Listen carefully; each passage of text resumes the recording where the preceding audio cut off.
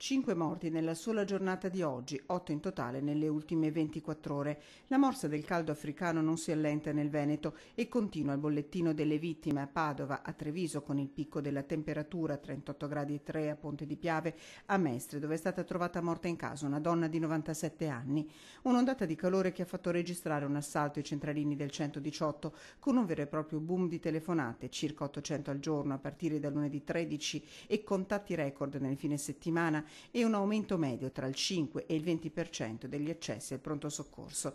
Malori si sono registrati anche nei treni, come quello accaduto a una donna poche ore fa sul Venezia-Milano. I soggetti più a rischio restano comunque gli anziani. La solitudine è uno purtroppo degli elementi che possono condurre a una cattiva abitudine di vita.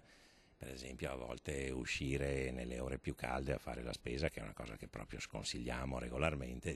Diversi anche i casi di persone ricoverate per gravi patologie legate al caldo come la disidratazione e scatta l'allarme anche per le persone che soffrono di problemi respiratori come l'asma.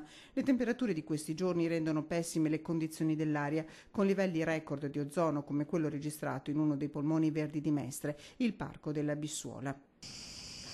Sfiorati 300 microgrammi nella giornata di martedì ed è allarme anche per l'agricoltura, significativo il calo dell'acqua a disposizione per l'irrigazione e forte la diminuzione della produzione di latte con danni per gli allevatori.